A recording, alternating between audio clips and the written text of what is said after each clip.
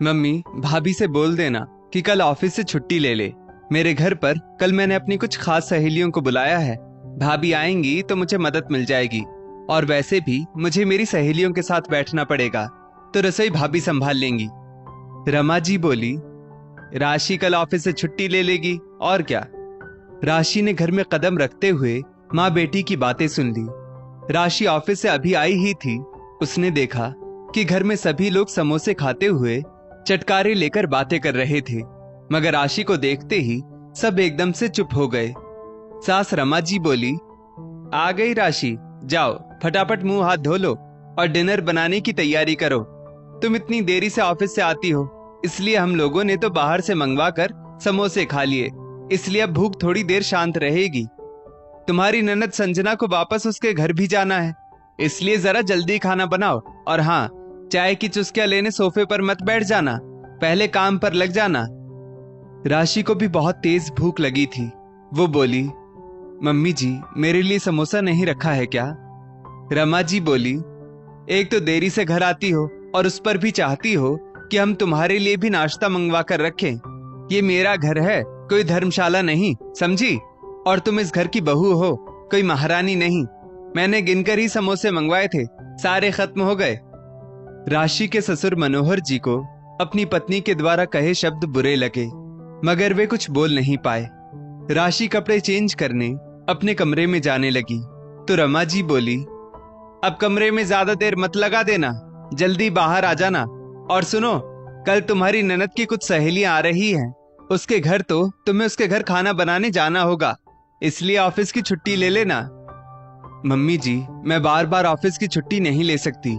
पिछले सप्ताह भी दीदी के घर मेहमान आए थे, जिस वजह से आपने मुझे छुट्टी लेने को कहा था, और मुझे ऑफिस की छुट्टी के बाद बॉस से जो डांट सुननी पड़ती है, उसका हर्जाना तो आप लोगों को नहीं भुगतना पड़ता ना। तनख्वाह मुफ्त की नहीं मिलती, ढेरों काम करने पड़ते हैं ऑफिस में, और वैसे भी मुझे कल तक एक जरूरी फाइल सबमिट करनी है, मैं छुट्टी नहीं ले पाऊंगी। रमा जी बोली, बहुरिया, ये ऑफिस का रोब मुझे मत दिखाओ, घर परिवार तो संभालना ही पड़ता है, ससुराल वालों को किसी चीज के लिए मना नहीं कर सकती तुम। उतने में राशि की ननद संजना भी बोली, हाँ भाभी, ससुराल वालों को अपनी तनख्वाह मत गिनाओ, खाना बनाना और सबको प्यार से खिलाना तो एक लड़की को करना ही पड़ता है, चाहे कितनी भी मोटी तनख्वाह हो उसकी, ससुराल वालों को तो खुश रखना ही पड़ता है। बीच में रमा जी बोली, कल के दिन तुझे जरूरत होगी तो तेरे काम भी तेरी ननद ही आएगी, समझी? राशि कमरे में आई और सिर पकड़कर बैठ गई। राशि का पति अनिल, जो कि लैपटॉप पर काम कर रहा था, बोला, क्या हुआ, बहुत थक गई हो क्या? राशि बोली, अनिल, तुम मम्मी को समझाते क्यों नहीं? एक तो मैं इतनी थकी हारी ऑफिस से आई, मुझे चाय नाश्ता पूछना तो दूर, उल्टा उन्होंने मुझे 4 बातें सुना दी। ऊपर से अब कल ऑफिस से छुट्टी लेने बोल रही है, क्योंकि दीदी के घर उनकी सहेली आ रही है। अनिल अपने काम में बहुत व्यस्त था। वो बोला, अरे यार, तुमने फिर मम्मी की बातों को दिल से लगा लिया। अब तुम घर की बहू हो तो रिश्तेदारी तो तुम्हें निभानी ही पड़ेगी ना, और तुम जानती हो मैं तुम्हारी तरफ से मम्मी से कुछ नहीं कह सकता, वरना मुझे मम्मी के मुंह से जोरू का गुलाम सुनना पड़ जाएगा, वो अलग। राशि की आंखों से आंसू टपक पड़े और वो सोचने लगी, घर में खाना भी मैं बनाऊं, ऑफिस भी मैं जाऊं और रिश्तेदारियां भी मैं ही निभाऊं, जैसे कि मैं इंसान नहीं कोई रोबोट हूं। उतने में रमा जी की आवाज आई, अभी तक क्या कर रही हो राशि कमरे में, डिनर कब बनेगा? हम लोगों को फिर से भूख लग गई है। राशि ने सोच लिया कि अब उसे क्या करना है। आंखों में आंसू लिए राशि बाथरूम में गई और खूब सारे पानी से अपना मुंह धोया। ऑफिस के कपड़े बदलकर उसका फेवरेट पिंक कलर का सूट पहना, बाल बनाए, थोड़ी सी पिंक लिपस्टिक लगाई, माथे पर बिंदी लगाई, फिर पूरे आत्मविश्वास के साथ बाहर निकली। उसने एक नजर अनिल पर डाली, पर अनिल ने कोई खास प्रतिक्रिया नहीं दी।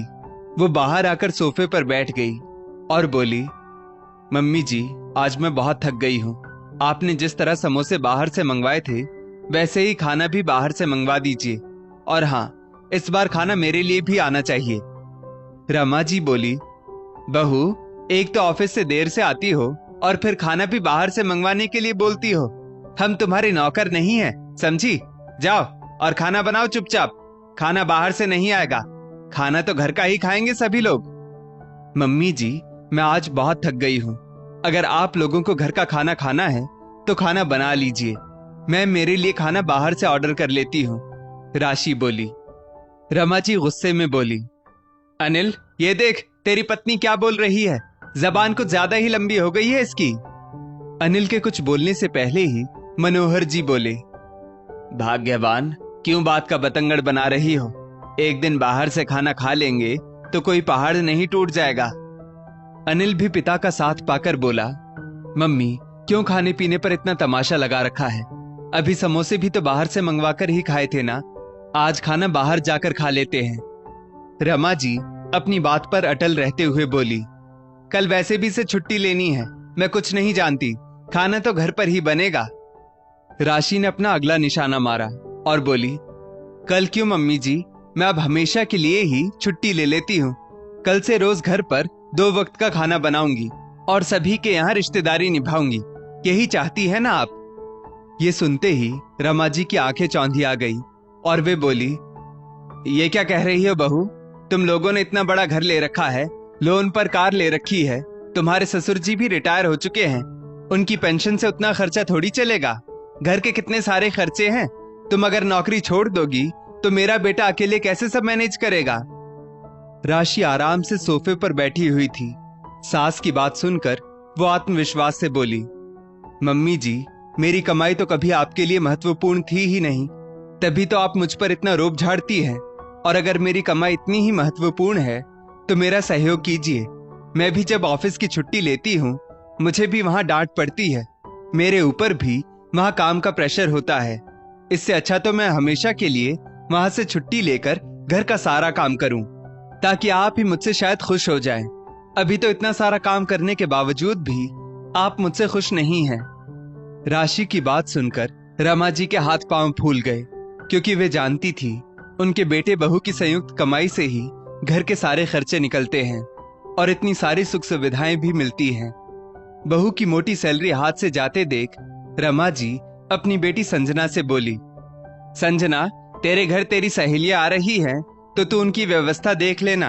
उसके लिए बहू को ऑफिस से छुट्टी लेने की क्या जरूरत है। मैं भी कहां तेरी बातों में आ गई थी। बहू, तुम्हें ऑफिस से छुट्टी लेने की कोई जरूरत नहीं। तुम मन लगाकर ऑफिस का काम करो और जब तक बहुत जरूरी ना हो मैं तुम्हें ऑफिस से छुट्टी लेने को नहीं बोलूंगी। रमा जी धीरे से बोली। राशि बोली, नहीं मम्मी जी, मेरा ऑफिस छोड़ना ही बेहतर होगा, क्योंकि मुझे ऑफिस से आने में बहुत बार देर हो जाती है, जिस वजह से खाना बनाने में भी देरी हो जाती है और फिर आपके ताने अलग से सुनने पड़ते हैं। इससे अच्छा तो मैं घर पर ही बैठूं। रमा जी बोली, बहू, अभी तो मेरे हाथ पांव काम कर रहे हैं। तुझे देर हो जाएगी तो मैं खाना बना लूंगी, मगर तू नौकरी मत छोड़ बस। मनोहर जी और अनिल मंद मंद मुस्कुरा रहे थे। आज राशि ने नेहले पर दहला मारा था। राशि बोली, मम्मी जी, मैं 1 महीना और ऑफिस का काम करके देख लेती हूँ। अगर इस बीच कुछ भी गड़बड़ हुई तो मैं रिजाइन कर दूंगी। रमा जी बोली, कुछ गड़बड़ नहीं होगी बहू, देख लेना। फिर मनोहर जी को इशारा करके बोली, आप जल्दी से खाना ऑर्डर कर दीजिए, बहू को भी भूख लगी होगी। और हाँ संजना, तू हम सब के लिए चाय बना। तेरी भाभी के लिए अदरक वाली बनाना, वो बेचारी कितना थक जाती है। संजना मुंह फुलाकर सबके लिए चाय बनाने चली गई। अब उसे भी समझ आ गया था कि वो अपनी भाभी का ज्यादा इस्तेमाल नहीं कर सकती। खैर, राशि को इस बात की खुशी थी कि उसने ना कहना सीख लिया था। ससुराल वालों की गलत बातों को सहकर वो भी बहुत तनावग्रस्त हो चुकी थी, लेकिन आज उसे अपने इस तनाव से आजादी मिल चुकी थी। दोस्तों, अधिकतर घरों में आज भी बहुओं का यही हाल है। घर में सभी लोग जब तक एक दूसरे का सहयोग नहीं करेंगे तब तक घर का माहौल ठीक नहीं हो सकता। इस स्टोरी को लेकर आपकी क्या राय है, नीचे कमेंट करके जरूर बताइएगा। और ऐसी ही और भी बेहतरीन वीडियोस के लिए हमारा पेज जरूर फॉलो करें। धन्यवाद।